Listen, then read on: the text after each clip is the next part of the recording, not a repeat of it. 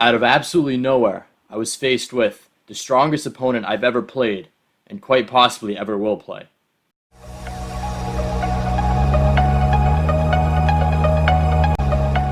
So it was a Thursday night about a month ago, and I was looking to get some rapid practice on chess.com.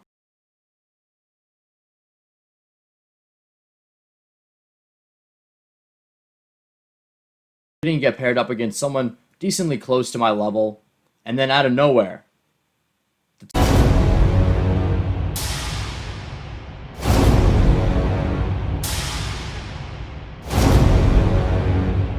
now I'm in shock because a Grandmaster should be rated at least 2500, but I guess this guy hadn't been playing the rapid mode, so his rapid rating was extremely low, and so he was actually within a certain amount of my rating, and so it paired me up against him. And interestingly enough, I actually clicked on his chess.com profile, and it says that he's from Brazil, but according to his FIDE profile, he actually represents Paraguay internationally, and he's actually Paraguay's #1 ranked player with a FIDE rating of 2621, which is over 700 points higher than my rating. Of course, I play under the USCF. I've never played internationally, but the rating systems are pretty much the same. And he is way, way, way above my level. This is like the equivalent of an amateur boxer setting foot in the ring with Mike Tyson in his prime. My chances are astronomically low, but listen, I gotta play the opponent that's in front of me. So I opened it with e4, as usual, and he went for c5, the Sicilian defense. So I went for knight f3. He went for d6, looking to play the Najdorf, but I went for bishop b5 check, the canal attack, and he blocked with the bishop.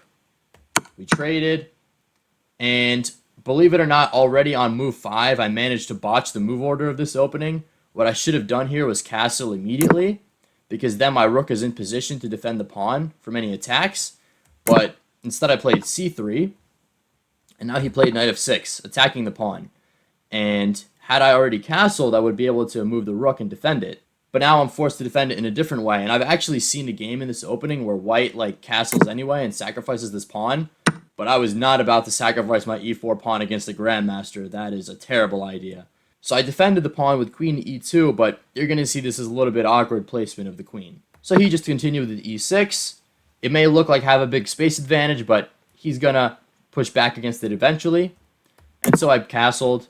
He played bishop e7, and now I played d4, expanding in the center. So he castled, and now I decided to play the most aggressive possible move, bishop g5, putting some pressure on this knight, also on the bishop, and now he just continued his development by playing rook to c8. And already after 8 moves, the engine evaluates this as being slightly in his favor, probably because the queen is a little bit awkwardly placed and I still haven't developed the knight.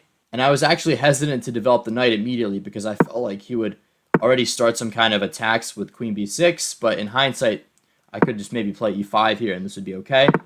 But instead I played rook to e1.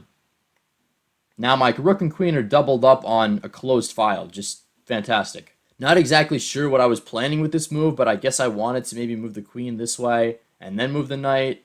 I don't know, it's dodgy. But anyway, he played h6, attacking my bishop.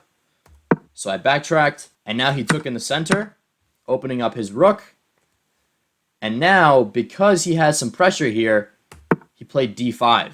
And already we can see the downfall of me messing up my move order and wasting some tempos with the rook. If my knight had already been on c3 or d2 and in position to defend this pawn, then I would have been okay. I could just play e5. But if I play e5 now, he gets this beautiful square for his knight, and I really didn't want this. So I just played knight to c3, but now he takes with the knight and opens up an attack on my bishop and also attacks my knight. And if I were to take his bishop, he could actually take here, and after I take his queen, he takes my queen with check and recaptures, and he's up a pawn. Already, this is a very tough task to fight back. So instead, I took with the knight, and I was half expecting him to just take my bishop here, but I guess he didn't like the counterplay after knight to d6. It would force his rook to maybe defend this pawn. So he simply took the knight, and now I took with the queen. And now he took my bishop, and I took back.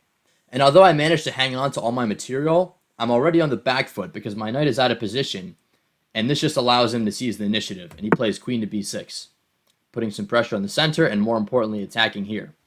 So I played b3, making sure I don't lose a pawn. And now he played knight to f6, attacking my queen. Obviously, the queen has to stay tight to this pawn, otherwise I'm going to lose it.